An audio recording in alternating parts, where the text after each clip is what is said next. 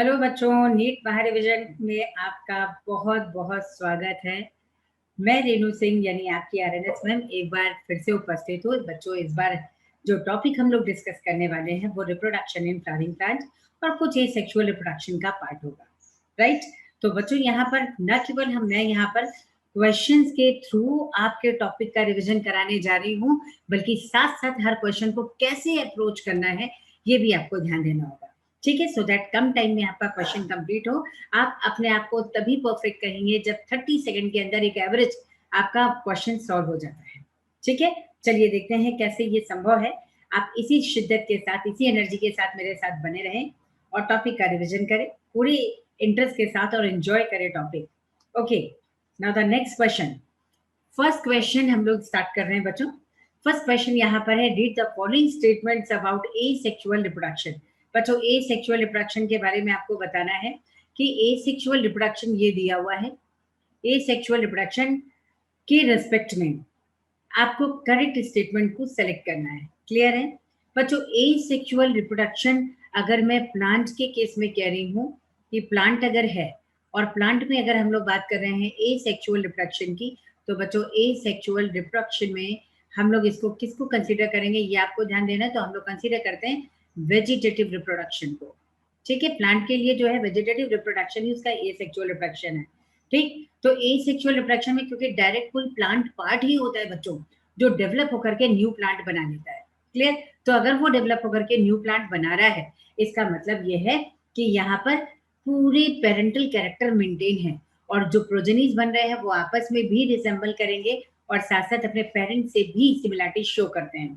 Clear बच्चों? इनको कह दिया गया क्लोन्स, मतलब एक ही प्लांट है। जैसे एक एग्जांपल हम लेते हैं, मान लीजिए मैंने कहा शुगर केन। तो बच्चों शुगर केन में क्या होता है? शुगर केन में उसी का स्टेम होता है। शुगर केन है, रोज है, बोगनविलिया है, सिट्रस है, इसी का स्टेम है, कट करके लगाते हैं और सेम प्लांट जो है स्टेम के थ्रू यहाँ पर वेजिटेटिव प्रोपगेशन शो करते हैं। क्लियर है? दूसरा, अगर मैं लीफ की बात करूं बच्चों, तो लीफ में कहाँ पर हो सकता है? तो लीफ के लिए आप लोग बात करेंगे ब्रायोफाइलम की। ब्रायोफाइलम जो होता है बच्चों, उसकी लीफ की मार्जिन्स होती हैं, है ना, मार्जिन्स पे उसके बड्स होती हैं, वो डेवलप होकर के न्यू प्लांट बनाती हैं। तो ये तो हो गया यहाँ पे ब्रायोफाइलम। चलिए, ये तो बच्चों ब्रायोफाइलम हो गया। और थर्ड कंडीशन रूट की आती है। क्या रूट वेजिटेटिव प्रोपगेशन यहाँ शो करते हैं? हाँ, बिल्कुल शो करते हैं बेटा, क्योंकि रूट में अगर आप लेंगे तो रूट में आपको एस्पैरेगस मिलता है। स्टोरेज के साथ साथ ये फोटोसिंथेसिस और स्टोरेज के साथ साथ बच्चों ये रिप्रोडक्शन भी परफॉर्म करता है। तो यहाँ पे आ जाएगा एस्पैरेगस। इसका स्ट्रक्चर भी आपको जो है मॉर्फोलॉजी में बच्चों दिया हुआ है, ठीक है। तो एक एस्पैरेगस हो सकता है या स्वीट पोटैटो है, ये हो सकता है। स्वीट पोटैटो आपको पता है बच्चों ये रूट है ना। तो स्वीट पोटैटो हो गए, स्वीट पोटैटो। इसमें आप देखिएगा तो इसकी रूट केवल स्टोरेज ही नहीं करती हैं, ये वेजिटेटिव रिप्रोडक्शन भी परफॉर्म करती हैं। क्लियर? चलिए, तो इसके साथ देखते हैं बेटा, आपको करेक्ट ऑप्शन सेलेक्ट करना है। इट इन्वॉल्व सिंगल पेरेंट, बिल्कुल सही है, सिंगल पेरेंट ही इन्वॉल्व है क्योंकि यहाँ गैमेट का फ्यूजन नहीं हो रहा है बच्चों। दूसरा है it is slower then sexual reproduction, बिल्कुल सही है। ये सेक्सुअल रिप्रोडक्शन से अगर हम स्लोअर कह देंगे, सही नहीं, बिल्कुल गलत है। क्यों? क्योंकि सेक्सुअल रिप्रोडक्शन बेटा स्लो होता है, क्योंकि उसमें गैमेट पहले स्पोर बनेगा, फिर गैमेट बनेगा, फिर गैमेट का फ्यूजन होगा, फिर जाइगोट बनेगा और फिर एम्ब्रियो।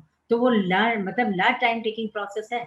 जबकि एसेक्सुअल रिप्रोडक्शन क्या है? ये लॉन्ग टाइम टेकिंग प्रोसेस है। एसेक्सुअल जो है वो शॉर्ट है और सेक्सुअल रिप्रोडक्शन बेटा लॉन्ग टाइम टेकिंग प्रोसेस है।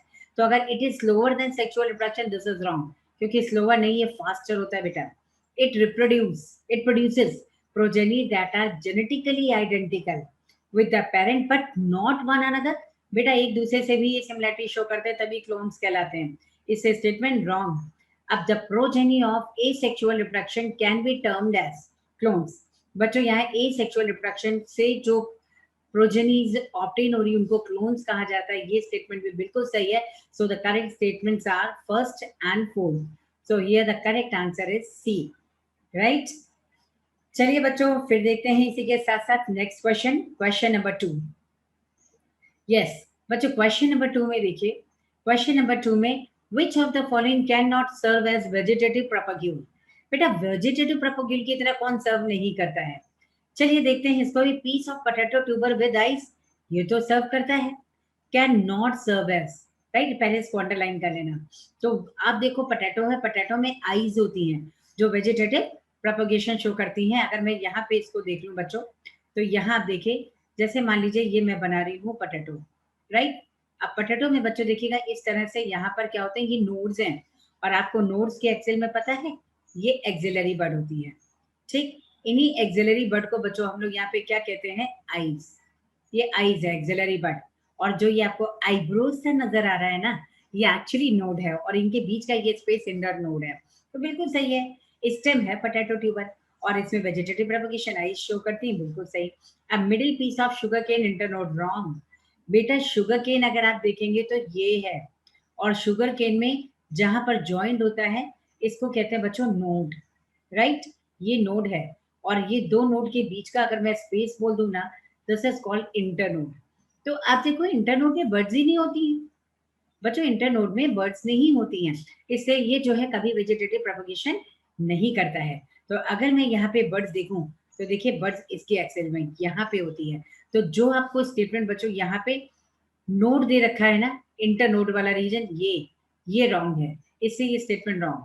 पीस ऑफ जिंजर राइजोम, बिल्कुल सही है, जिंजर राइजोम है, और जिंजर में भी वेजिटेटिव, भाई राइजोम का एग्जाम्पल बच्चों आप लोगों ने पढ़ा है, राइजोम का एग्जाम्पल जिंजर है जो ऑलरेडी आ चुका है, टर्मरिक है, बेटा शुगर केन भी उसी का एग्जाम्पल है ना। तो ये सारे एग्जाम्पल आ जाएंगे, टर्मरिक है, जिंजर है, ये सारे एग्जाम्पल इसी के आ जाएंगे, और आप यहाँ पे लिख सकते हो ये जिंजर राइजोम के थ्रू अगर वेजिटेटिव प्रोपगेशन कर रहा है मतलब करेक्ट है। Marginal piece of bryophyllum leaf, बिल्कुल सही है, अभी मैंने आपको बताया था ब्रायोफाइलम। अगर बेटा इसका स्ट्रक्चर देखेंगे ना, तो ब्रायोफाइलम की लीफ इस तरह से होती है, ऐसे, इसके साइड में इस तरह से नॉचेस होते हैं, और इसी का अगर छोटा फॉर्म आप बना देंगे बच्चों, तो छोटा फॉर्म इसका कहलाता है कैलेंगोए। तो इस तरह से देखो ये डाइकोट लीफ है, लेकिन इस डाइकोट लीफ के एक्सिल से देखो यहाँ पे नोड्स और ये लीफ इस तरह से प्लांट, क्यों, क्योंकि बच्चों यहाँ पर बर्ड्स हैं, तो ये बर्ड्स डेवलप होती हैं और इस तरह से यहाँ पर प्लांट्स को डेवलप कर लेती है, राइट। ये ब्रायोफाइलम है, अजूबा भी कहते हैं, कई जगह पत्थर चट्टा भी बोलते हैं इसको। ये वेजिटेटिव प्रोपगेशन इस तरह से शो करता है बच्चों। तो हमें यहाँ क्या करना है, can not serve as vegetative propagation. तो शुगर केन वाला रॉन्ग था, इससे आपको करेक्ट आंसर बच्चों क्या है, बी। चलिए नेक्स्ट देखते हैं बच्चों, क्वेश्चन नंबर 3। क्वेश्चन नंबर 3 देखते हैं, विच of the following option about tapetum is correct. बच्चों टेपिटम के लिए कौन सा ऑप्शन करेक्ट है, ठीक है, चलिए इसको भी देखते हैं। टेपिटम क्या होता है बच्चों, टेपिटम जैसे मान लीजिए पहले ऑप्शन देखिए, nutritive tissue, sporogenous tissue, protective and haploid tissue, external layer of microsporangium. बिल्कुल आपके इस क्वेश्चन को मैं बहुत सिंपल कर देती हूँ, कैसे आपको पढ़ना है आप ये सोचिए। जैसे बच्चों अगर हम लोगों ने देखा ये एंथर है, राइट, ये हो गया एंथर। इस एंथर में बच्चों आप लोग देखेंगे तो यहाँ पर होता है माइक्रोस्पोर मदर सेल, राइट। बच्चों अगर आप इसको देखेंगे तो यहाँ पर होता है microspore mother cell, microspore mother cell, ठीक है, ये माइक्रोस्पोर मदर सेल है इसके अंदर। और माइक्रोस्पोर मदर सेल्स यहाँ तक को तो पूरा स्ट्रक्चर हमने कह दिया था डिप्लॉयड है, राइट। तो अगर मैं एंथर का डेवलपमेंट देखूँ ना, तो एंथर के डेवलपमेंट में बेटा सबसे सिंपल हाइपोडर्मल सेल से स्टार्ट होता है। पहले मैं ऑप्शन देखूँ कहाँ तक आपको एक्सप्लेन करना है, external layer of microsporangium wall, protective and haploid tissue, sporogenous tissue, nutritive tissue, ठीक है। तो बच्चों अगर हम लोग एंथर की ही बात करें, पहले हमें एंथर के डेवलपमेंट से चलना पड़ेगा। ये तो माइक्रोस्पोर मदर सेल यहाँ तक स्ट्रक्चर क्या हो गया 2n, लेकिन ये सारा एंथर डेवलप हुआ कहाँ से है। सबसे पहले आपको ये सोचना है कि जब एंथर का डेवलपमेंट चलता है तो बच्चों बाहर की ये लेयर क्या होती है, एपिडर्मिस, और अंदर की लेयर क्या होती है, हाइपोडर्मिस। तो मैं आपको बता दूं इसके 4 कॉर्नर्स जो होते हैं बेटा ये स्पेशलाइज हो जाते हैं ऐसे, देखिए ये 4 कॉर्नर्स है ना, ये 4 कॉर्नर्स बच्चों स्पेशलाइज हो जाते हैं, और इसको हम लोग कहते हैं आर्कीस्पोरियल सेल। इसे कहा जाता है बच्चों आर्कीस्पोरियल सेल, ये आर्कीस्पोरियल सेल है। जबकि बाहर की लेयर क्या है बेटा, बाहर की लेयर एपिडर्मिस है, पहले से बनी हुई है, एपिडर्मिस, राइट, ये एपिडर्मिस हो गई। तो बाहर की लेयर तो एपिडर्मिस है, लेकिन अंदर हाइपोडर्मल सेल जो स्पेशलाइज हो गया है वो बनाता है archesporial cell. Now this archesporial cell divides periclinally. बच्चों ये पेरिक्लाइनली डिवाइड होता है पहले, और पेरिक्लाइनली मतलब ऐसा डिवीजन, एक सीधे से ट्रांसवर्स सेक्शन ना करके थोड़ा सा कर्व लेके आप बनाते हैं, तो इसे पेरिक्लाइनल डिवीजन, जो पेरिफेरल रीजन और सेंट्रल रीजन में जो है वो सेल्स को डिवाइड करती है, राइट। तो इसे हम कहते हैं archesporial cell divide primary parietal layer, primary parietal layer, पहली बात तो ये बनाती है। और ये बनाती है बच्चों प्राइमरी स्पोरोजेनस टिश्यू, ठीक, प्राइमरी स्पोरोजेनस टिश्यू। अब देखो ये प्राइमरी स्पोरोजेनस टिश्यू हो गया, ये प्राइमरी पैराइटल टिश्यूज हो गए, ठीक है, 2 लेयर बन गई। ये तो बाहर की ओर बनी और ये क्या होगी बेटा, सेंटर की तरफ बन गई।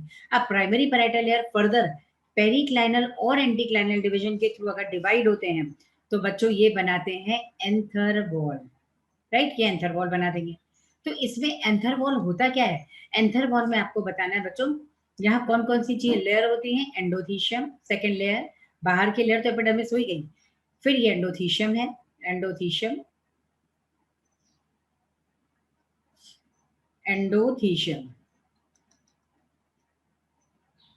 ठीक, ये लेयर हो गई बच्चों एंडोथीशियम। चलिए ये एंडोथीशियम हो गई। एंडोथीशियम के साथ साथ और क्या बनेगा, middle layer, obviously middle layer, ये हो गई मिडिल लेयर। और मिडिल लेयर के साथ साथ बच्चों यहाँ पे बनता है टेपिटम। ये एंथर वॉल में भी पार्टिसिपेट करता है, बट मेनली जो इसका फंक्शन होता है बच्चों, ये होता है न्यूट्रिटिव, न्यूट्रिशन प्रोवाइड करता है किसको, डेवलपिंग पॉलन को न्यूट्रिशन प्रोवाइड करता है। तो ये जो है न्यूट्रिटिव लेयर है, क्लियर, ये न्यूट्रिटिव हो गई। अब बच्चों सीधी सीधी बात अगर हम लोग करें स्पोरोजेनस टिश्यू का फंक्शन क्या है, तो ये जो है यहाँ पे खूब सारे माइक्रोस्पोर मदर सेल, जिसको मैंने यहाँ पे लिखा है, ये बनाता है। तो माइक्रो, अभी हमें तो सीधे सीधे पता था भाई एंथर के अंदर माइक्रोस्पोर मदर सेल है, लेकिन कैसे एंथर का डेवलपमेंट हो रहा है ये आप बताएंगे ऐसे। अब माइक्रोस्पोर मदर सेल तक तो condition 2 and 3।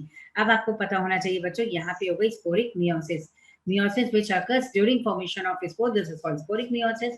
Now the microspore tetrads, microspore tetrads, or you can say the pollen tetrads, microspore tetrad और pollen tetrads are formed, right, यहाँ से है। अब आप क्वेश्चन चेक करिए, which of the following option about epidermis is correct, nutritive tissue है, बिल्कुल correct है। देखिए टेपिडम के लिए मैंने न्यूट्रिटिव टिश्यू दिया हुआ है।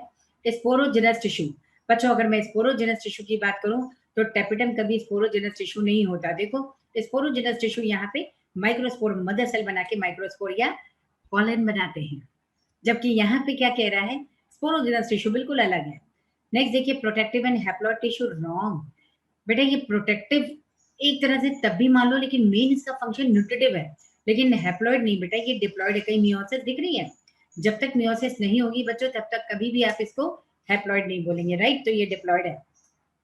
एक्सटर्नल लेयर ऑफ माइक्रोस्पोरेंजियल वॉल, बेटा टेपिडम एक्सटर्नल लेयर माइक्रोस्पोरेंजियल वॉल नहीं है बल्कि इंटरनल लेयर है। इसके बाद तो स्पोर आ गए, ये देखो टेपिडम इंटरनल लेयर है और एक्सटर्नल लेयर बेटा एपिडर्मिस है।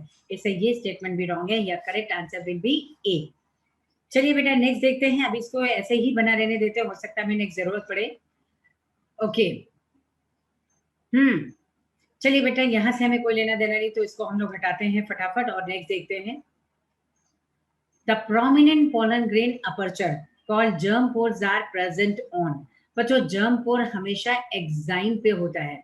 अगर मैं ये पोलन ऐसे मानो ड्रॉ करती हूँ, है ना, और मैंने यहाँ पर एक्साइन बना दी, ठीक है, तो ये पोलन का जो जर्म पोर होगा कहाँ माना जाएगा, ये एक्साइन पे माना जाएगा। अगर ये एक्साइन ना होती तो आप इंटाइन कहते, लेकिन एक्साइन में ही होल बना हुआ है, इसलिए आप कहते हो इंटाइन में तो कोई होल नहीं, इंटाइन तो एज इट इज देखो पूरी है, ठीक, तो इंटाइन एज इट इज पूरी है बेटा। और ये होल कहाँ आ गया, होल एक्साइन में आ गया। मान लीजिए मैं ये कहती हूँ ये स्पोर है, राइट, और इसके बाहर मैंने ये थिक लेयर जो है यहाँ पे ऐसे डेवलप, एक मिनट मैं दूसरे कलर से इसको शो करती हूँ, शायद ज्यादा क्लियर होगा। चलिए बच्चों यहाँ पे देखते हैं, चलिए इस कलर से मैं इसको शो करती हूँ। तो यहाँ पे आप देखो, जैसे मान लो मैंने इसके बाहर ये लेयर बना दी बेटा, बिल्कुल ये, ठीक, ये क्या है, मान लो पिंक कलर से मैंने बना दिया एक्साइन, क्लियर, ये पिंक कलर से मैंने बना दिया एक्साइन, क्लियर है। चलो अब इसमें देखते हैं हम लोग, अगर मैंने यहाँ पे एक्साइन बनाई है बेटा, थोड़ा सा मैं लेयर इसको क्लीन कर रही हूँ कि आपको ये समझ आ जाए मैं बताना क्या चाह रही हूँ। और मान लीजिए मैंने कहा ये इंटरनल लेयर ये है, मान लीजिए मैंने इसको लेयर ली और मैंने यहाँ पे इसको बता दिया, ये यहाँ पर क्या है, एक लेयर में बताऊंगी जैसे अंदर की ओर ये इंटाइन हुई। अब मैं इसी की लेयर दूसरी बना दूं बेटा, ये बाहर क्या हो गया, एक्साइन हो गया, ठीक है, ये एक्साइन हो गया। अब अगर मैं कहती हूँ पोर इसमें है, पोर यहाँ पर है, पोर यहाँ पर है, तो होल कहाँ हो रहा है, होल हो रहा है एक्साइन में। वैसे तो ये बहुत छोटा सा क्वेश्चन है, लेकिन एक्चुअल अक्सर ये बच्चों को कंफ्यूजन हो जाता है, मैम जहाँ एक्साइन नहीं है वहां पे पोर बन रहा है। बेटा जहाँ एक्साइन नहीं पोर ऑब्वियसली वही है, लेकिन पूरी लेयर में होल दिख किस पे रहा है? एक्साइन पे। इससे जो हम लोग करेक्ट आंसर मानते हैं बेटा वो एक्साइन मानेंगे। क्लियर है? चलिए बच्चों नेक्स्ट क्वेश्चन देखते हैं। यस, नेक्स्ट यहाँ पे देखते हैं। तो यहाँ पे आपको बच्चों इसके अकॉर्डिंग मिल जाएगा कि अगर मैं कहती हूँ in most of the flowering plants pollination takes place at, तो आपको कहना always in two cell stage, यानी टू सेल स्टेज में बच्चों पॉलन क्या है? मैच्योर है। क्लियर है? कैसे होता है? देखिए जैसे मान लीजिए मैंने कहा ये माइक्रोस्पोर टेट्राड बन गया, ठीक है? मैं यहाँ से ले रही हूँ, ये माइक्रोस्पोर टेट्राड है बच्चों, माइक्रोस्पोर टेट्राड। तो मान लीजिए ये माइक्रोस्पोर टेट्राड्स हैं। अब माइक्रोस्पोर टेट्राड में पहले कैलेज एंजाइम इसको डिसॉल्व करेगा कैलोस पैड को, और ये बना देगा यहाँ पर क्या? माइक्रोस्पोर्स। ये फ्री हो जाते हैं बच्चों। अब इस माइक्रोस्पोर में या तो माइक्रोस्पोर कह दीजिए, या आप इसको क्या कहेंगे? पॉलन। अक्सर बच्चों को ये प्रॉब्लम होती है, मैम इसको हम एग्जैक्टली माइक्रोस्पोर कहें या पॉलन कहें? तो बेटा ये माइक्रोस्पोर या पॉलन दोनों ही होता है, राइट?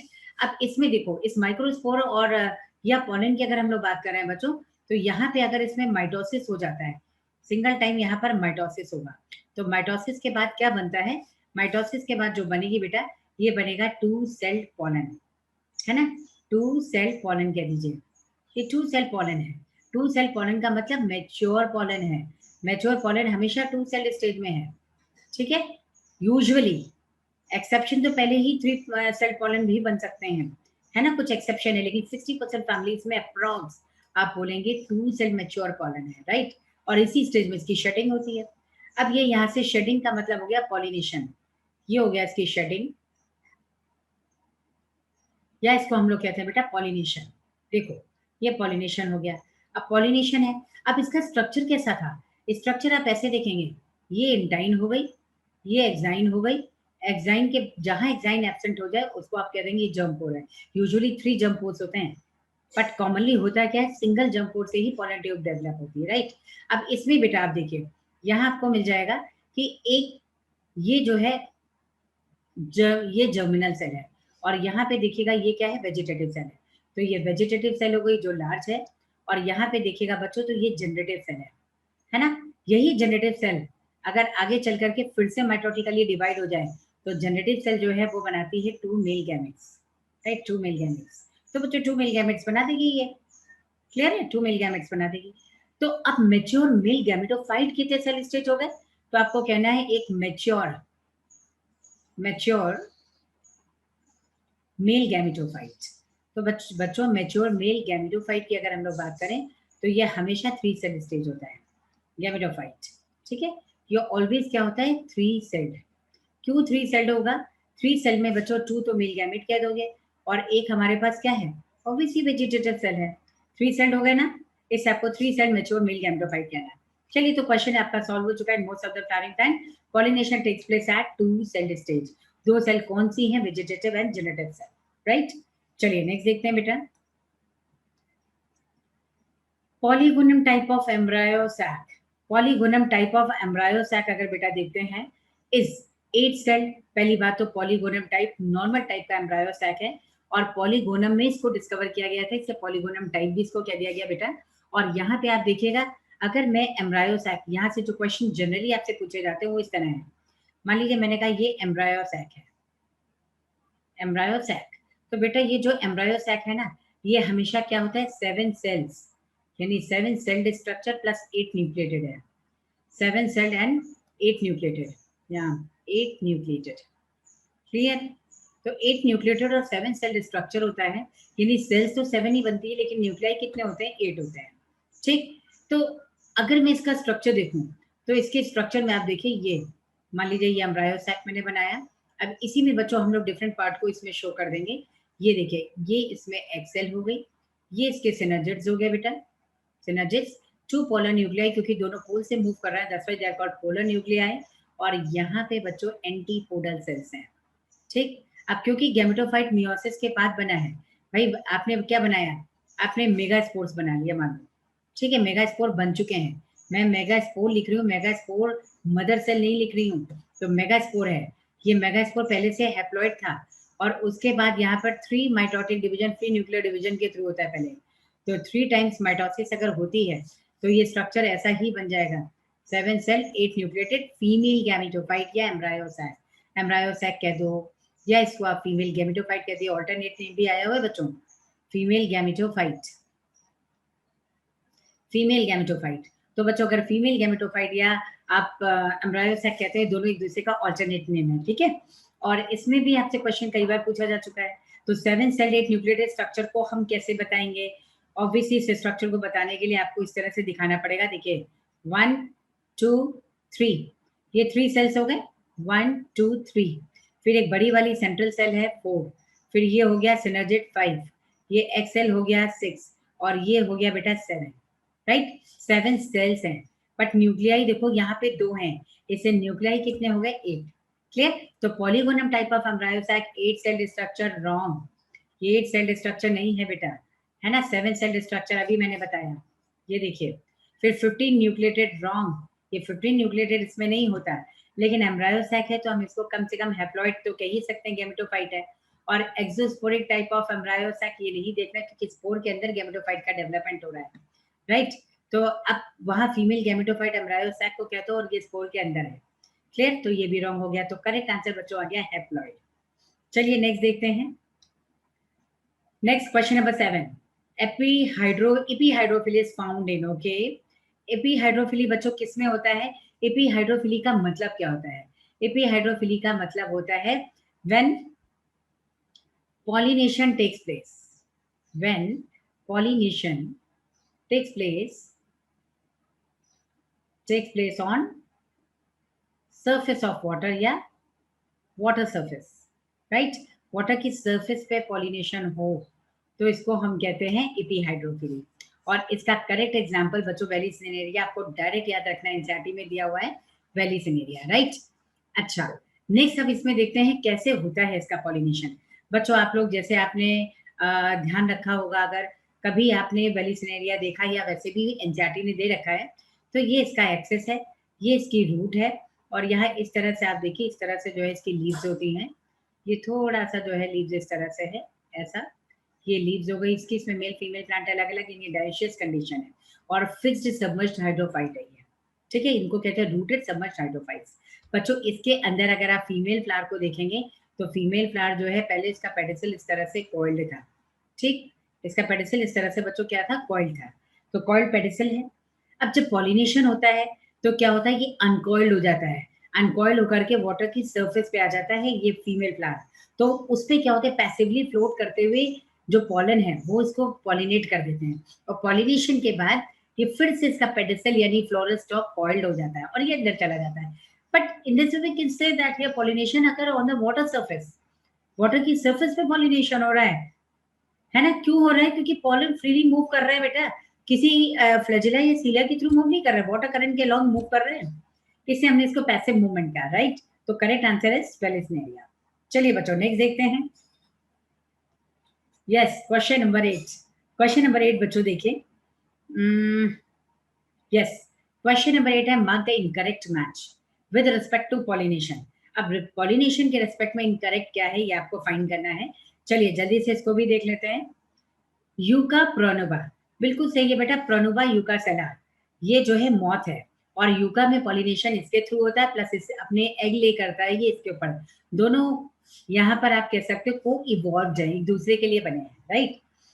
आपको इनकरेक्ट फाइंड करना है, ठीक। चलिए फाइकस में एनिमोफिली होता है बेटा, रॉन्ग, फाइकस में ब्लास्टोफेगा है, ब्लास्टोफेगा छोटे छोटे इंसेक्ट होते हैं जिसके थ्रू पॉलिनेशन है। अगर आपको पता हो तो फाइकस, फाइकस में किस तरह का जो है क्या कहते हैं इन्फ्लोरेसेंस होता है बच्चों, तो आपने पढ़ा है यहाँ पे हाई पेंथोडियम टाइप का, बिल्कुल एडवांस इन्फ्लोरेसेंस है। एडवांस इन्फ्लोरेसेंस कैसा है? ये इन्फ्लोरेसेंस बेटा ऐसा है कि इन्फ्लोरेसेंस कम और फ्रूट ज्यादा लगता है, और यहाँ पे देखिए स्मॉल ओपनिंग है, राइट, ये स्मॉल ओपनिंग है ये, which is guarded by hairs, ये हेयर्स के थ्रू गार्ड करता है। इसमें बच्चों अगर आप लोग देखेंगे तो यहाँ पर जो है सबसे लोअर साइड में ये फीमेल फ्लावर है, यहाँ पर ये देखिए ये फीमेल फ्लावर है, और अपर साइड में बच्चों देखोगे तो अपर साइड में आपको मिलेगा gall flower, sorry male flower, ये मेल फ्लावर्स है, इसको मैंने दिखाया ये मेल फ्लावर है, ये मेल का सिंबल होता है, ठीक है, तो ये मेल फ्लावर है। और बीज लोअर साइड में हमने देखा, तो ये बच्चों हो गया इसका फीमेल फ्लावर, फीमेल फ्लावर। अब यहाँ पे बच्चों सेंटर में देखो, सेंटर में फ्लावर क्या होते हैं, फीमेल फ्लावर होते हैं, लेकिन वो स्टेराइल हो चुके होते हैं। इससे इसको हम लोग कहते हैं गॉल फ्लावर या न्यूटर फ्लावर। ये पॉलिनेशन में पार्टिसिपेट नहीं करता है, इसे हम लोग कहते हैं गॉल फ्लावर, यानी ये स्टेराइल फीमेल है। ठीक, तो गॉल फ्लावर हो गया। अब आप देखो, जो यहाँ पर फाइकस है, फाइकस में बेटा एक फाइकस स्पीशीज में पॉलिनेशन किसके थ्रू होता है, यहाँ पे ब्लास्टोफेगा है, उसके थ्रू पॉलिनेशन होगा। ब्लास्टोफेगा यहाँ से एंटर करेगा, वापस निकलने की कोशिश करेगा, तो जो हेयर्स है वो इस तरह से स्प्रेड हो जाते हैं। ये हेयर्स ऐसे है, अगर कोई इंसेक्ट अंदर एंटर करता है तो एंटर हो जाएगा, लेकिन यहाँ से बाहर जाने का रास्ता नहीं, वो वापस से ही हो जाएगा। ठीक, तो इस तरह से बच्चों क्या करता है जी, ये जो है यहाँ पर पॉलिनेशन में हेल्प करता है, ब्लास्टोफेगा को बाहर नहीं जाने देगा। अब ब्लास्टोफेगा यहाँ से मान लीजिए मैं दूसरे कलर से शो कर रही हूँ बेटा, अगर ब्लास्टोफेगा यहाँ से इस तरह एंटर करता है, तो इसकी बॉडी में देखो पॉलन लग गए ना, और फिर इसके इसमें चारों तरफ रोटेटरी मूवमेंट शो करेगा, तो इससे पॉलिनेट कर जाएगा फीमेल फ्लावर को, और यहाँ एग ले करता है, यहाँ एग ले करता है, और फिर थोड़ी देर बाद ये हेयर्स क्या होते हैं बच्चों, शट ऑफ हो जाते हैं और ये बाहर निकल आएगा। राइट, तो वैसे तो पॉलन उसकी बॉडी में लगा है, और वो एंटर करता है और यहाँ पर जो है इसको पॉलिनेट कर देगा। अब यहाँ का जो लगा हुआ पॉलन है, वो जब दूसरे फ्लावर को विजिट करेगा तो ऑब्वियसली वहां पॉलिनेट करेगा। क्लियर, और एग का डेवलपमेंट यहाँ चल रहा है, जब लार्वी बाहर आते हैं तो अपने आप यहाँ से बाहर निकल जाएंगे। क्लियर, तो बच्चों ये रॉन्ग है। चलिए नेक्स्ट देखते हैं यहाँ पर अरिस्टोलोकिया प्रोटोगाइनस। प्रोटोगाइनस का मतलब होता है अरिस्टोलोकिया में बेटा ये बाइसेक्सुअल फ्लावर है, लेकिन कार्पल की मेच्योरिटी पहले होती है as compare to anther. Anther से पहले ही फीमेल जो रिप्रोडक्टिव स्ट्रक्चर जो कार्पल की बात करते हैं, स्टिग्मा की मेच्योरिटी हो जाती है। करेक्ट है ये बिल्कुल। अरैकिस हाइपोजिया हम लोग किसको कहते हैं बच्चों, ग्राउंडनट। कई बार क्वेश्चन इसी बोटेनिकल नेम से आया हुआ है, इसको ध्यान रखना।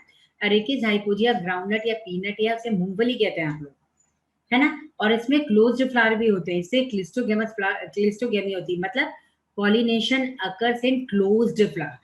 क्लियर, तो ये भी सही है बेटा। तो जो यहाँ हमें रॉन्ग आंसर फाइंड करना था, रॉन्ग आंसर हो गया B.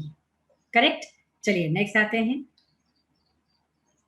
Question number 9, entry of pollen tube into embryo sac is under. बेटा पॉलन ट्यूब की जो एंट्री होती है, आपको अगर याद हो, अभी मैंने बनाया था एम्ब्रायो सैक, एम्ब्रायो सैक में ये एक्सेल हो गया और ये हो गया बेटा सिनर्जिड। ठीक, इधर दो पोलर न्यूक्लियाई मैंने बनाए थे और इधर मैंने बनाई थी 3 एंटीपोलर्स। क्लियर है। अब इसमें मैं क्या बताना चाहती हूँ, इसको ध्यान से सुनो। ये सिनर्जिड है बेटा, सिनर्जिड में फिलीफॉर्म एपरेटस होता है, ये फिलीफॉर्म एपरेटस सिनर्जिड में है। ये केमिकल सिक्रीट करती है, ये क्या करती है, केमिकल सिक्रीट करती है। ठीक, और ये केमिकल सिक्रीशन से क्या होगा कि जो मान लीजिए मैंने यहाँ पे बनाया है, ये मान लीजिए कार्पल है, ठीक है, ये कार्पल है, और ये इसके अंदर मान लीजिए ओव्यूल है, ये कार्पल है, और कार्पल के अंदर मान लीजिए मैंने इतना बड़ा ओव्यूल बनाया सो दैट आपको स्ट्रक्चर क्लियर हो। ऐसे ऐसे बहुत बड़ा सा ओव्यूल बना दिया, एक्चुअली प्लेसेंटा से अटैच ओव्यूल है। मान लीजिए कि मैंने कहा ये चलो प्लेसेंटा हो गया, ये सिंगल वाला है ना, सिंगल ओव्यूल है, बेसल प्लेसेंटेशन है। तो उस कंडीशन में बच्चों जब पॉलन आता है, तो जब ये केमिकल सिक्रेट करता है ना, इसी केमिकल की ओर अट्रैक्ट होकर के पॉलन ट्यूब इसमें एंटर करता है, तो ये पॉलन ब्रेन हो गए, और ये पॉलन ट्यूब इसमें अंदर ऐसे एंटर कर जाएगा। यहाँ पे पॉलन ट्यूब इस तरह एंटर करती है केमिकल की ओर अट्रैक्ट होके। तो पॉलन ट्यूब ने अपना स्पेस नहीं छोड़ा, पॉलन ने अपना प्लेस नहीं छोड़ा, ये इसकी ओर अट्रैक्ट होकर के यहाँ मूव कर गई। तो ये जो मूवमेंट है केमिकल की ओर अट्रैक्ट होकर के, है ना, इसके लिए हम लोग टर्म लगाते हैं कीमो, है ना। और अपने ही कर्वेचर के अलॉन्ग मूव कर रही है, मतलब अपने प्लेस को चेंज नहीं कर रही है, तो इसे बच्चों हम कहते हैं कीमोट्रॉपिक मूवमेंट। ठीक, कीमोट्रॉपिक मूवमेंट का मतलब movement towards chemical along curvature. जैसे प्लांट है ना, उसकी ब्रांचेस अपने कर्वेचर के अलॉन्ग मूव करती जाती हैं, लेकिन ऐसा नहीं होता कि वो अपने प्लेस को छोड़ के चला जाए प्लांट। इसलिए आपको ऐसे बताना है ये मूवमेंट क्या है, कीमोट्रॉपिक और वो फोटोट्रॉपिक। लेकिन अगर कोई अपना प्लेस चेंज कर दे, केमिकल की ओर अट्रैक्शन है लेकिन अपना प्लेस भी चेंज कर देता है बेटा, तो इसको हम कह देते हैं ये यहाँ पर कीमोटैक्टिक मूवमेंट होगा। लेकिन पॉलन ट्यूब की ग्रोथ क्या होती है बच्चों, कीमोट्रॉपिक मूवमेंट शो करती है, इससे correct answer will be A. चलिए नेक्स्ट देखते हैं बेटा।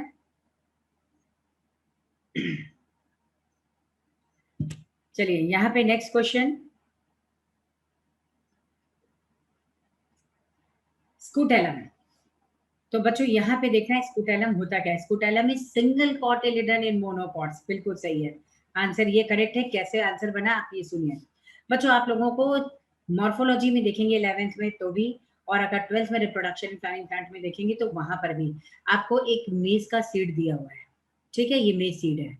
अब ये मेज सीड जो है आप इस तरह से देखिएगा, इस तरह से बना हुआ है, और यहाँ पर जो है थोड़ा सा एक नॉच लाइक अपीयरेंस है, क्योंकि यहाँ से जो एक कॉटिलिडन है वो डिसअपियर हो जाता है और यहाँ इपीब्लास्ट बन जाता है। क्लियर। चलिए, ये तो जो है मेज सीड हो गया।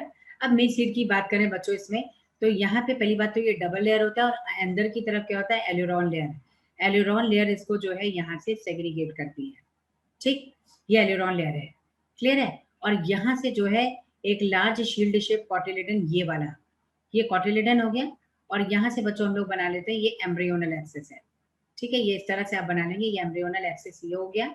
और ये लार्ज शील्ड शेप जो कॉटिलिडन है, ये इसको हम लोग कहते हैं यहाँ पर स्कूटेलम। तो स्कूटेलम है क्या यहाँ पर, स्कूटेलम, ये स्कूटेलम जो है बच्चों यहाँ पर लार्ज शील्ड शेप कॉटिलिडन है मोनोकॉट्स का, है ना। Single cotyledon large shield shape है जिसे हम कहते हैं स्कूटेलम। इस पे एनटीए ने कई बार आपसे जो है क्वेश्चन पूछ लिया है, नीट में कई बार क्वेश्चन आ गया है। और ये जो पूरा पार्ट यहाँ पे आपको दिख रहा है, ये वाला यहाँ से लेके यहाँ तक, इसको हम कहते हैं एम्ब्रियोनल एक्सिस और टाइजिलम। इसे कहते हैं बच्चों एम्ब्रियोनल एक्सिस, एम्ब्रियोनल एक्सिस और टाइजिलम, इसको कहते हैं टाइजिलम। ठीक, ये टाइजिलम है। चलिए, तो एम्ब्रियोनल एक्सिस और टाइजिलम हो गया बेटा। इसके बाद यहाँ पे देखिएगा, ये वाली लेयर डबल होती है बेटा, ये, क्योंकि यहाँ पे क्या होता है, पेरिकार्प सीड कोट से फ्यूज होता है। इससे पूरे पूरे पार्ट में आपने इसका स्ट्रक्चर बना रखा है। राइट, अंदर की ओर मैं बना रही हूँ, थोड़ा सा पार्ट बाहर निकल रहा है, इसको ध्यान रखिएगा बच्चों। ये इस तरह से है, ये। तो ये वाला पार्ट क्या है, यहाँ आप कहते हैं pericarp fuse with seed coat. ये कैरेक्टर है, pericarp is fused with seed coat, fused with seed coat। ठीक है, तो ये सीड कोट से बेटा फ्यूज होता है। इसलिए आप कभी भी जो वीट है, जो मेज है, उसमें फ्रूट को सीड से सेपरेट नहीं कर सकते हैं, क्योंकि इसका पेरिकार्प यानी फ्रूट वॉल ये सीड कोट से फ्यूज होता है। क्लियर है। चलिए, तो ये तो जो है यहाँ पर आपको ध्यान रखना है कि ये पेरिकार्प सीड कोट से फ्यूज है। और ये जो अपने पास लेयर बनी, ये लेयर बन गई बच्चों एल्यूरॉन लेयर। एल्यूरॉन लेयर, ये एल्यूरॉन लेयर है, प्रोटीनेशियस लेयर है, इस पे भी क्वेश्चन आया हुआ है। और क्योंकि ये एंडोस्पर्म का पार्ट है, ये पूरा का पूरा क्या है बेटा, एंडोस्पर्म है, एंडोस्पर्म। तो एंडोस्पर्म जिस तरह से ट्रिप्लॉइड होता है ना, वैसे ये भी ट्रिप्लॉइड है, 3n। वैसे एल्यूरॉन लेयर भी क्या होगी बेटा, 3n होगी। क्लियर है। आपसे क्वेश्चन यहाँ से पूछा गया है, प्यूपेरिका फ्यूज विद सीड कोट, ये फ्रूट में है। एल्यूरॉन लेयर जो है ये पूछी गई है, क्या होती है, प्रोटीनेशियस लेयर, ये भी पूछा गया है। और ट्रिप्लॉइड होता है बच्चों, क्योंकि 2 पोलर न्यूक्लियर और 1 मेन गैमेट के फ्यूजन से बना है। ठीक, एंडोस्पर्म भी ट्रिप्लॉइड है, और ये यहाँ पे पार्ट इसका एपीब्लास्ट है, जहाँ पे रिड्यूस कॉटिलिडन है। क्लियर। तो यहाँ करेक्ट आंसर बच्चों इसके साथ आप देखोगे तो फर्स्ट आ जाएगा, स्कूटेलम। क्लियर। चलिए नेक्स्ट देखते हैं बेटा। चलिए बच्चों, यहाँ पे देखते हैं क्वेश्चन नंबर 11 में। क्वेश्चन नंबर 11 है, which of the following plant produces false fruit. देखिए, एप्पल में भी है, यहाँ हम लोग देखें एप्पल भी है, स्ट्रॉबेरी भी है, कैश्यू नट भी। तो मोर देन ऑप्शन 1 जो है करेक्ट है, more than 1 option is correct. क्यों एक से ज्यादा ऑप्शन करेक्ट है बच्चों, सबसे पहले first we have to know what is false fruit. So false fruit क्या है बेटा, यहाँ पर फॉल्स फ्रूट को हम लोग कहते हैं स्यूडोका। फॉल्स फ्रूट को क्या कहते हैं, स्यूडोका, स्यूडोका। तो बेटा ये स्यूडोकार्प है, यानी फॉल्स फ्रूट है। और फॉल्स फ्रूट में स्यूडोकार्प होते क्या है, जो कि यहाँ पर जिसमें, यानी इसका मतलब ये है कि जहां पर ओवरी, ओवरी के साथ साथ अदर फ्लोरल पार्ट्स भी फ्यूज होंगे। Other floral parts, other floral parts में बच्चों ज्यादातर क्या होता है, ज्यादातर तो थैलेमस है। इसके अलावा बहुत सारे पेरेंट्स वगैरह भी होते हैं जब कॉम्पोजिट फ्रूट बनता है। लेकिन अभी आपको बताना है floral parts, other floral parts fuse होते हैं। अब बच्चों अगर अदर फ्लोरल पार्ट फ्यूज हो रहा है तो वो फ्रूट बन गया फॉल्स फ्रूट। कैसी कंडीशन होगी उस फ्रूट की अगर हम लोग बात करें, तो आप कंडीशन इस तरह से डिफाइन कर सकते हैं, जैसे मान लीजिए ये जो है इस तरह से हो गया, और इसका बच्चों हम लोग थैलेमस, थैलेमस को इस तरह से जो है यहाँ पे शो करेंगे कि थैलेमस पूरा फ्यूज कर जाएगा, ओवरी को लोअर पार्ट में जो है कवर कर देता है थैलेमस। जैसे मान लीजिए मैंने ऐसे लिया, तो ये जो फ्लोरल पार्ट है ये पूरा का पूरा इस तरह से कवर्ड होगा, ये पूरा का पूरा फ्लोरल पार्ट जो है इस तरह से बच्चों कवर्ड हो जाता है, राइट। ये पूरा का पूरा कवर्ड है, थैलेमस है। तो थैलेमस देखिए आप, ये पूरा का पूरा थैलेमस इसको फ्यूज कर रहा है। किसको फ्यूज, किससे फ्यूज होगा, तो आपको बताना है ओवरी, राइट। तो ओवरी में बच्चों अगर हम लोग यहाँ पे देखें, तो यहाँ आप देखिए ये वाला पार्ट हो गया ओवरी का, ऐसे। ये ऊपर का फ्लोरल पार्ट है जो कि स्टिग्मा हो गया, ऐसे ये। और बाकी के सारे फ्लोरल पार्ट्स कहाँ से डेवलप हो रहे हैं, तो यहाँ से हो गया कैलिक्स, है ना, ये यहाँ से कैलिक्स हो गया। फिर इसके बाद बच्चों आता है नेक्स्ट कोरोला। तो कोरोला जो है ये यहाँ पे पार्ट डेवलप हो गया, ये इसका कोरोला हो गया। यानी हम लोग बात किसकी कर रहे हैं, हम लोग बात कर रहे हैं यहाँ पर कंडीशन है एपिगाइनस। इसका मतलब बच्चों ये है कि एपिगाइनस फ्लावर ही जो है वो फॉल्स फ्रूट बनाते हैं। यानी मैं यहाँ लिखती हूँ एपिगाइनस कंडीशन, एपिगाइनस। तो एपिगाइनस बेटा फ्लावर होता है। एपिगाइनस फ्लावर वो पार्ट होते हैं जिसमें ओवरी के रिस्पेक्ट में सारी फ्लोरल पार्ट उसके अपर साइड से अटैच हो। In that condition what will be the possibility, possibility is that की thalamus will be fused with this ovary, and when ovary is converted into fruit, this thalamus will also be converted into fruit. So this type of fruit will be called false fruit. So your correct answer is D. चलिए next देखते हैं इसमें question number 12। Question number 12 बच्चों देखते हैं, which of the following change does not occur in ovary as a result of sexual reproduction? Okay, आपको बताना है जब सेक्सुअल रिप्रोडक्शन होता है बेटा, तो सेक्सुअल रिप्रोडक्शन में आपको ये बताना है कि अगर दोनों गैमेट फ्यूज हो रहे हैं तो वो तो जाइगोट बना के एम्ब्रियो बना रहे हैं, ठीक। तो हमें इस ओवरी के बारे में बताना है कौन सा ऐसा कन्वर्जन है जो ओवरी में हो रहा है, और क्वेश्चन में पूछा कि कौन सा ऐसा कन्वर्जन है जो ओवरी में नहीं हो रहा है, ovary as a result of sexual reproduction. तो चेंज डज नॉट आकर, कौन सा चेंज नहीं होता है, ओवरी वॉल पेरिकार्प बना लेता है, बिल्कुल सही है। ओवरी फ्रूट बनाती है, फ्रूट और पेरिकार्प दोनों सेम है, फ्रूट वॉल को ही बच्चों पेरिकार्प कहते हैं, ये भी नहीं, एक मिनट, फ्रूट वॉल है ना, तो फ्रूट वॉल ही जो है पेरिकार्प होता है, दोनों सेम है, इससे ओवरी वॉल या ओवरी का कन्वर्जन है, बिल्कुल सही है। लेकिन यहाँ पे देखिए ओवरी नहीं ओव्यूल लिखा हुआ है बेटा, है ना, यानी ये स्टेटमेंट रॉन्ग है। आपको पता होना चाहिए जो ओव्यूल होता है बच्चों वो क्या बनाता है यहाँ पर, सीड। तो ओव्यूल जो होता है वो बनाता है सीड, क्लियर। तो ओव्यूल जो है वो सीड बनाता है, ओव्यूल फ्रूट वॉल बना लेता है। हमें रॉन्ग वन फाइंड करना था, that is C. Now the next one, integument is converted into seed coat, this is also correct. तो हमें फॉल्स स्टेटमेंट फाइंड करना था, सो ये correct false statement will be C वाला ऑप्शन, तो आंसर सी आ जाएगा, ठीक। चलिए नेक्स्ट देखते हैं बेटा, question number 13, select incorrect statement regarding life cycle of flowering plant. बेटा लाइफ साइकिल फ्लावरिंग प्लांट में अगर आप चेक करो तो उसके लिए इनकरेक्ट क्या है ना, इनकरेक्ट फाइंड करना है हमें। चलो, involve meiosis during spore formation, बिल्कुल सही है। मैंने कहा स्पोर फॉर्मेशन में मियोसिस इन्वॉल्व होती है, अभी मैंने बताया था कि जो भी स्पोर मदर सेल है, जो भी स्पोर मदर सेल है, अगर उसमें मियोसिस नहीं होती तो कभी स्पोर नहीं बनते जनरली। अगर मैं एंजियोस्पर्म की बात करूं तो spore mother cell diploid at two n, और जब ये यहाँ पर इसमें मियोसिस होगी बच्चों, तो उस कंडीशन में आपको लिखना है ये मियोसिस है, कौन सी मियोसिस है, स्पोरिक मियोसिस। तो इस मियोसिस के बाद यहाँ पे बन जाते हैं स्पोर्स, और ये स्पोर्स हो जाएंगे बेटा हैप्लॉइड, ठीक। इसका मतलब ये करेक्ट है। Gametophyte is independent of sporophyte, this is wrong. बेटा गैमेटोफाइट इंडिपेंडेंट स्पोरोफाइट से कैसे हो सकते हैं, फ्लावर प्लांट से लगा है और फ्लावर के अंदर ओव्यूल है ना, और ओव्यूल जो है वो तो मेगास्पोरेंजियम है, लेकिन उसी के अंदर तो गैमेटोफाइट 7 सेल्ड न्यूक्लिएटेड है, तो वो तो वैसे भी स्पोर पे जो है उसे मेन स्पोरोफाइट पे डिपेंड कर रहा है। भाई अगर पूरा का पूरा प्लांट में देखो एंजियोस्पर्म में जहां रूट स्टेम लीव्स हैं, ये पूरा का पूरा प्लांट बच्चों क्या है, स्पोरोफाइट है। और स्पोरोफाइट में जो फ्लावर है, फ्लावर में जो पॉलन है ये उसका मेल गैमेटोफाइट है, जो फीमेल गैमेटोफाइट है वो फ्लावर के अंदर, ओवरी के अंदर, ओव्यूल के अंदर फीमेल गैमेटोफाइट डेवलप हो रहा है। तो ऑब्वियसली डिपेंड कर रहा है मेन प्लांट पे ही ना, और प्लांट क्या है, स्पोरोफाइट। तो गैमेटोफाइट एटलीस्ट इंडिपेंडेंट तो नहीं होगा, ये डिपेंडेंट है किसमें, एंजियोस्पर्म और जिम्नोस्पर्म दोनों में। Sporophyte is highly developed, sporophyte highly developed है, करेक्ट है भैया, इतना बड़ा प्लांट है, रूट स्टेम एंड लीव्स में डिफरेंशिएटेड है, फ्लावर है ना, तो ये पूरा का पूरा जो है फ्लावरिंग प्लांट है, पूरी तरह से प्लांट डेवलप है, क्लियर है। तो रूट स्टेम लीव्स में पूरी तरह से डिफरेंशिएटेड है। Flowers and seeds are produce, बिल्कुल सही है, ये तो इसका सेक्सुअल रिप्रोडक्शन का प्रोडक्ट है बेटा, तो ये भी बिल्कुल करेक्ट है। अब आपको देखना था कौन सा इनकरेक्ट है इसके रिगार्डिंग। तो गैमेटोफाइट इंडिपेंडेंट ही बेटा, गैमेटोफाइट डिपेंडेंट होता है।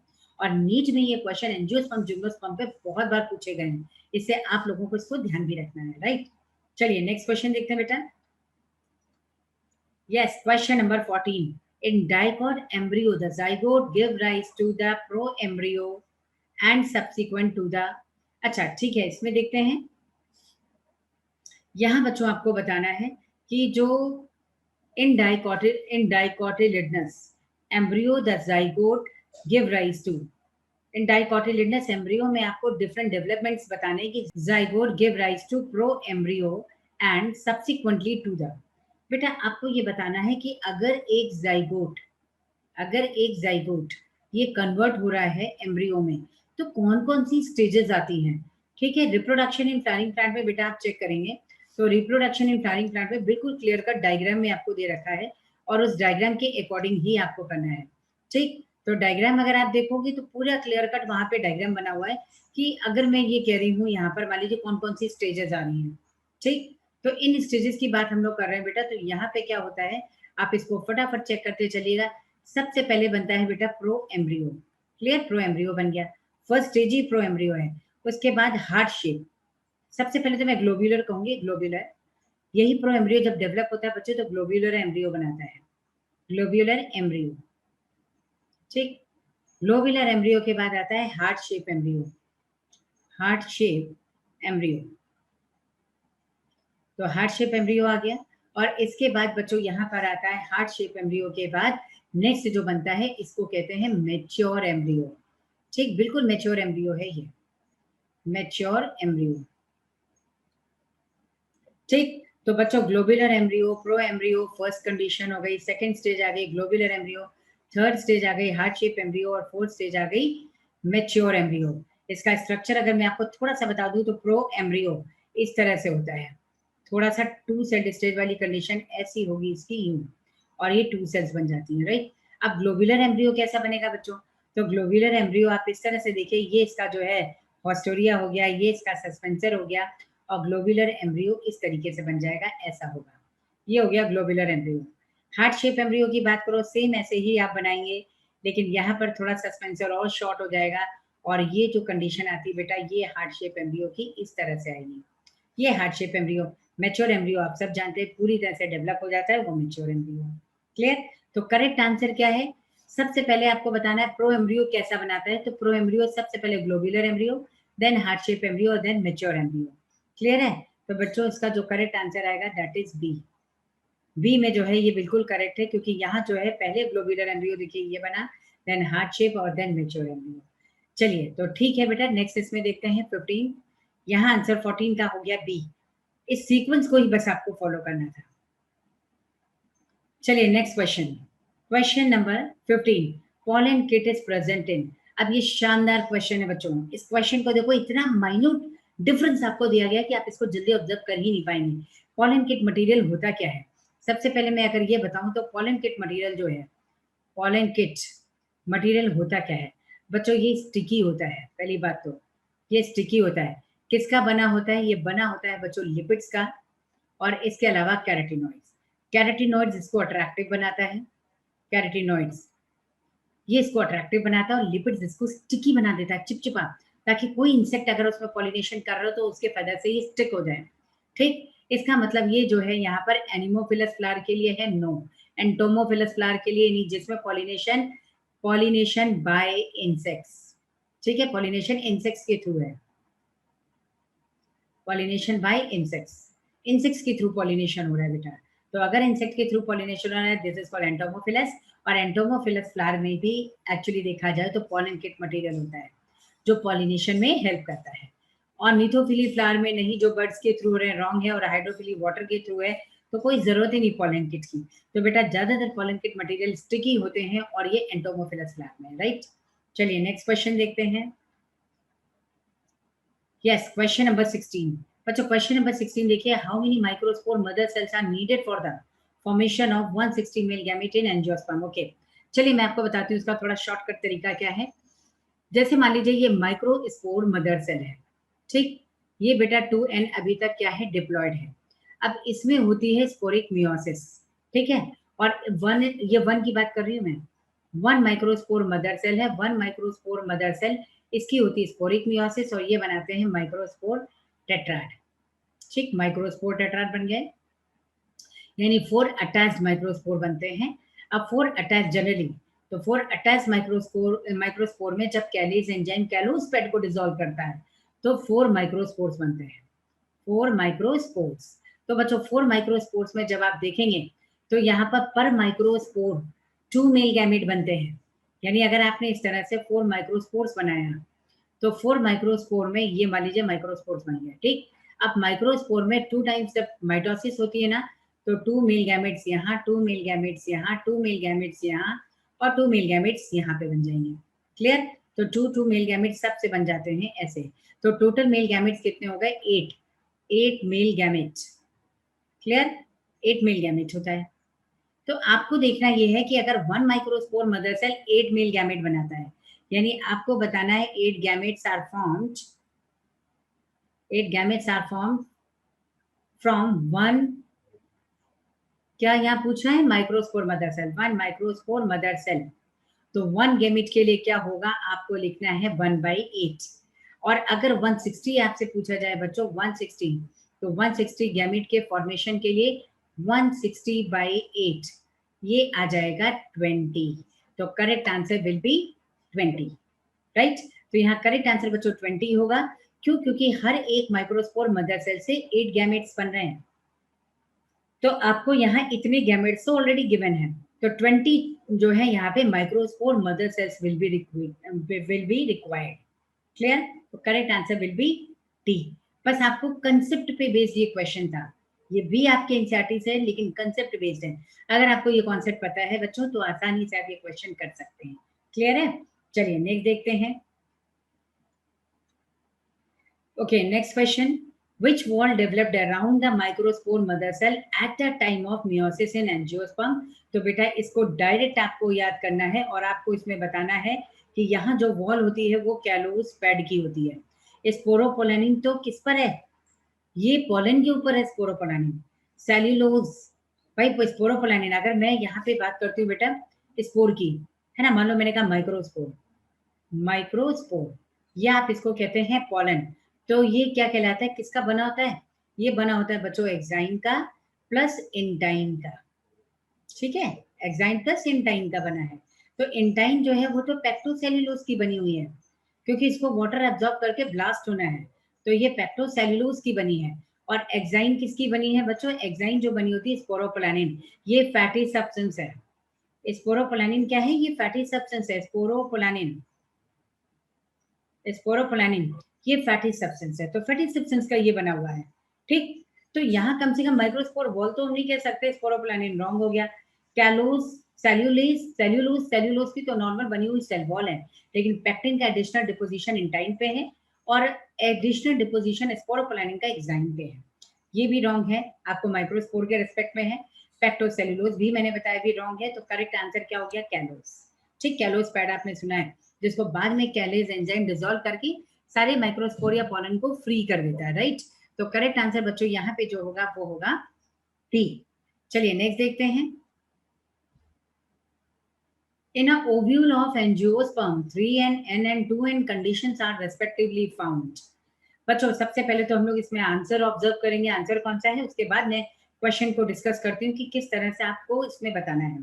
देखिए सबसे पहले ट्रिप्लॉइड है, क्या एक ट्रिप्लॉइड होता है? नो, तो इसको कट करिए, सीक्वेंस में देखना है। सिनर्जिड्स नो, न्यूसिलस नो, ये डिप्लॉइड है। तो एंडोस्पर्म ट्रिप्लॉइड होता है बच्चों 3N। क्यों 3N होता है मैं इसका रीजन बताती हूँ। टू पोलर न्यूक्लियाई, जब टू पोलर न्यूक्लियाई ये फ्यूज करता है बच्चों किससे? वन मेल गैमेट से, वन मेल गैमेट। ठीक, two polar nuclei one male gamete से फ्यूज करता है, तो ये 3N कंडीशन बनती है एंडोस्पर्म में, राइट? अब सिनर्जिड है, सिनर्जिड हैप्लॉइड होता है, ऑब्वियसली हैप्लॉइड होगा सिनर्जिड, क्योंकि सिनर्जिड किसका है? गैमेटोफाइट का पार्ट है, इससे हैप्लॉइड है। देन इंटेग्यूमेंट्स, इंटेग्यूमेंट्स जो होते हैं वो क्या बनाते हैं आगे चल के? सीड कोट, और वो अनफर्टिलाइज है, वो तो स्पोरोफाइट का पार्ट है, इससे इसको कह देते हैं बच्चों ये 2N है, पार्ट ऑफ स्पोरोफाइट। तो यहाँ पे आप लिखेंगे part of sporophyte. Part of sporophyte, ये स्पोरोफाइट का पार्ट है, तो ये पार्ट ऑफ स्पोरोफाइट हो जाएगा बेटा, ठीक। तो करेक्ट आंसर क्या हो गया, डी। चलिए नेक्स्ट देखते हैं, ऐसे आपसे प्लॉइडी लेवल पे क्वेश्चंस बच्चों बहुत पूछे जाते हैं। नेक्स्ट आ जाओ, question number 19, the given figure A and B show female reproductive organ of papaver somniferum कहते हैं या माइकेलिया, दूसरा एग्जांपल दिया हुआ है रेस्पेक्टिवली। बच्चों आपको ये भी देखना है, रिप्रोडक्शन इन फ्लावरिंग प्लांट में ये डायग्राम आपको दिया गया है और ये क्या इंडिकेट कर रहा है। तो यहाँ पे आपको देखिएगा ये पेपावर सोमनीफेरम का दिया हुआ है और पेपावर सोमनीफेरम में बात कर रही हूँ यहाँ पर इसकी, पेपावर सोमनीफेरम की। तो पेपावर सोमनीफेरम क्या होता है बेटा, पेपावर सोमनीफेरम में कार्पल्स बहुत सारे होते हैं, यानी मल्टी कार्पिलरी सिन कार्पस कंडीशन कॉमन है। मल्टी कार्पिलरी सिन कार्पस कंडीशन बहुत कॉमन है, कार्पिलरी सिन कार्पस, ठीक है। तो मल्टी कार्पिलरी सिन कार्पस कंडीशन इसकी कॉमन है। सिन कार्पस का मतलब होता है फ्यूज्ड कार्पल। कार्पल्स क्या होते हैं बच्चों, फ्यूज्ड होते हैं। इससे देखो पूरा स्ट्रक्चर एक साथ दिख रहा है आपको, राइट। तो ये हो गया फ्यूज्ड कार्पल्स, फ्यूज कार्पल्स, ठीक है। तो कार्पल सारे फ्यूज्ड हो गए। अब दूसरा जो एग्जांपल दिया गया है यहाँ पर, ये माइकेलिया है बच्चों। माइकेलिया में आप देखेंगे तो बहुत सारे कार्पल्स है लेकिन सारे अनफ्यूज्ड हैं, तो इनके लिए मल्टी कार्पिलरी कहते हैं। बट दूसरी कंडीशन क्या होती है, एपोकार्पस। क्लियर है बच्चों, एपोकार्पस का मतलब होता है जहां कार्पल्स जो है फ्री हो, तो यहाँ फ्री कार्पल्स, फ्री मतलब अनफ्यूज्ड, कार्पल्स अनफ्यूज्ड हैं। ऐसे बहुत सारे एग्जांपल आपको माइकेलिया का है, रोज का है, लोटस का है, पाइनएप्पल नहीं लेकिन हाँ क्या कहते हैं, कस्टर्ड एप्पल, कस्टर्ड एप्पल है, ये सारे एग्जांपल आपको मिल जाएंगे। और सिन कार्पस कंडीशन बहुत कॉमन है।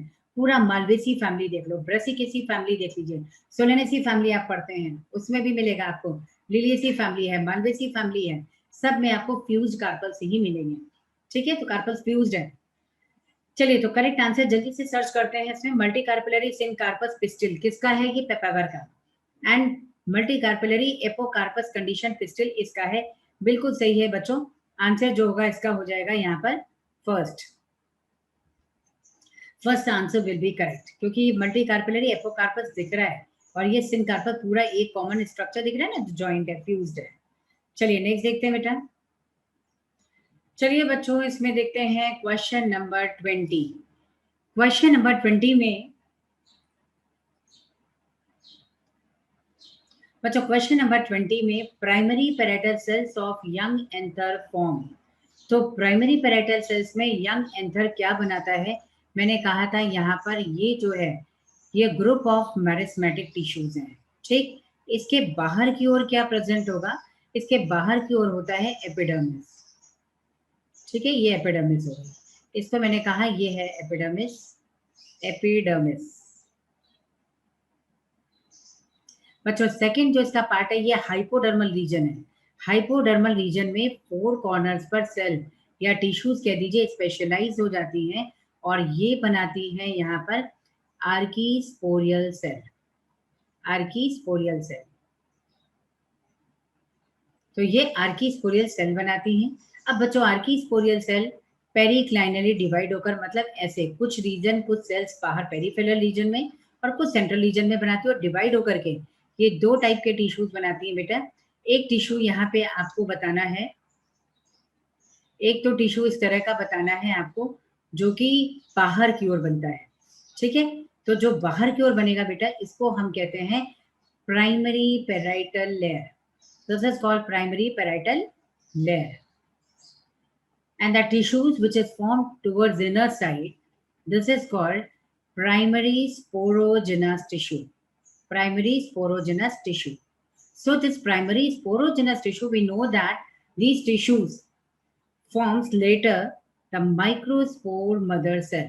Fine. So the primary sporogenous tissue, parietal layer, archisporial cell, epidermis, microspore mother cell, all are diploid because tissues converted into haploid cells when meiosis occur, right after the meiosis. So here microspore mother cell is formed which later form microspores or pollen. Microspores or pollen. ये बना देगा. But the primary parietal layer further divided periclinally, and this type of division, this is called anticlinally, and after division it will form anther wall. Anther wall. So we have to know what is anther wall, what type of layer it includes the included in anther wall. तो anther wall में किस type की layer include है इसमें आपको बताना है.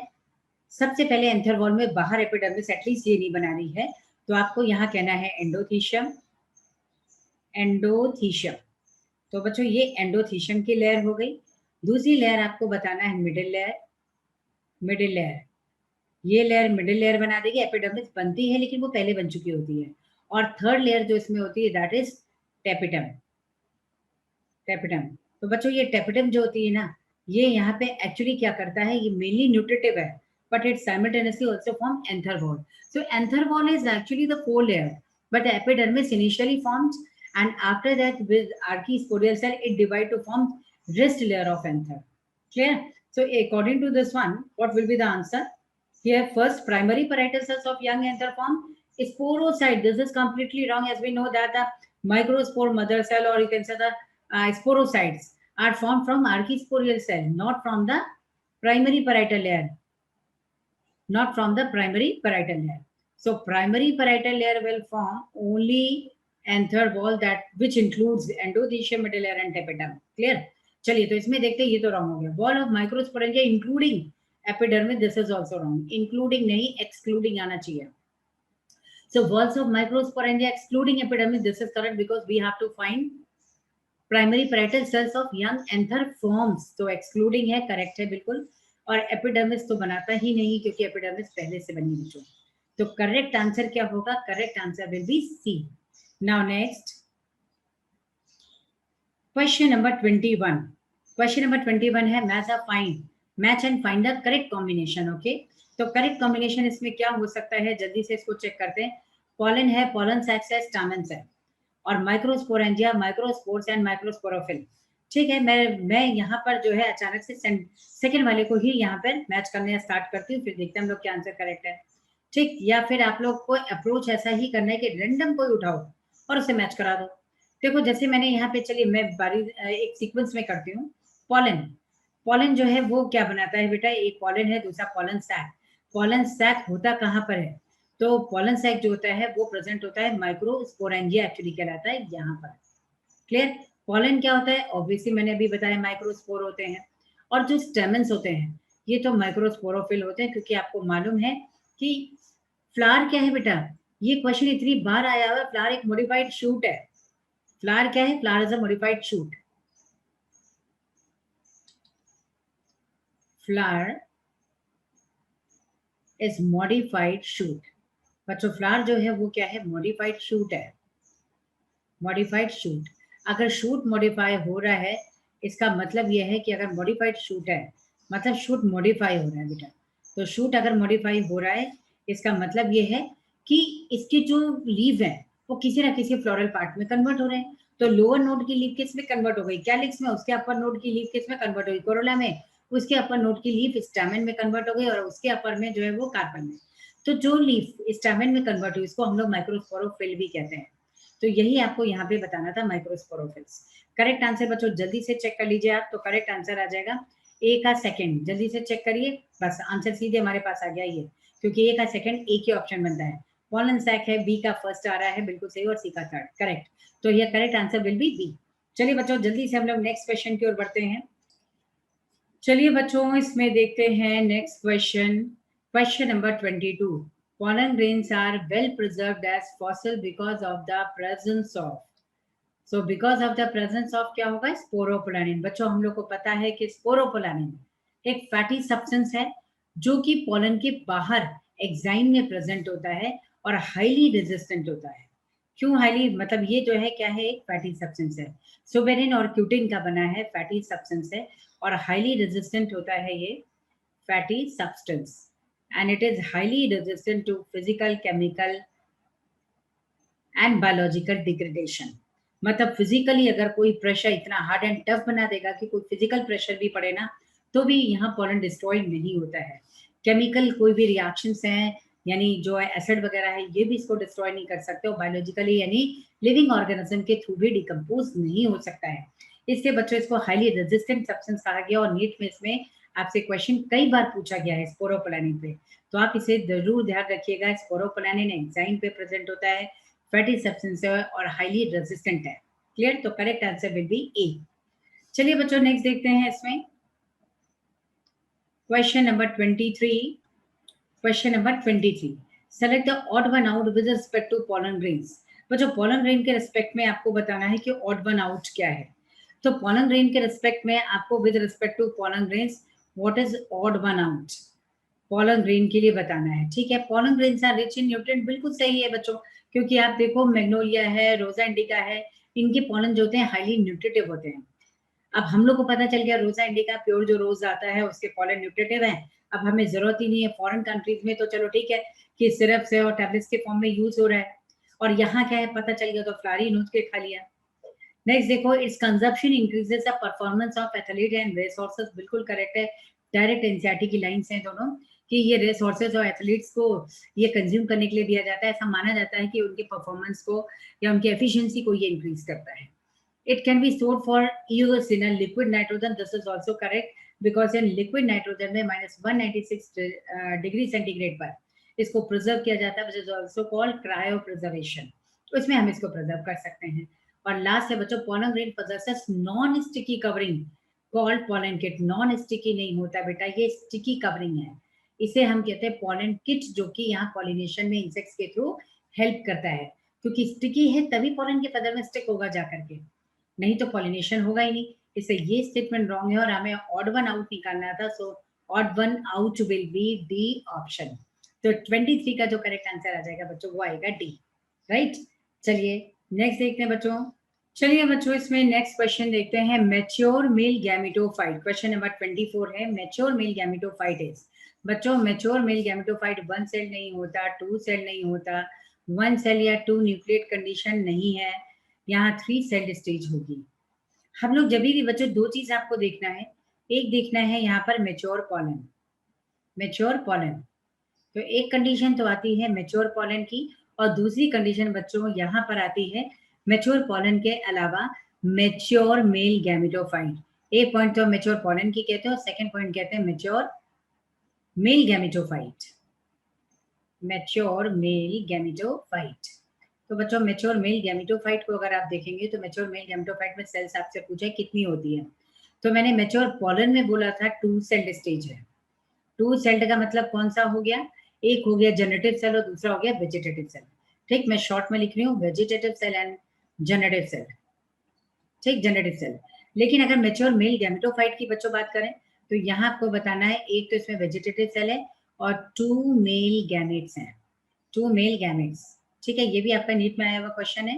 तो यहाँ मतलब टोटल अगर आप कहेंगे तो 3 सेल्स हैं, एक तो मेच्योर मेल गैमेटोफाइट में वेजिटेटिव सेल होती है और दूसरी 2 इसमें मेल गैमेट्स हो गए, तो 3 cell stage will be correct.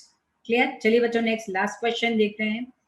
Last question में क्वेश्चन नंबर 25, जल्दी से चेक करते हैं।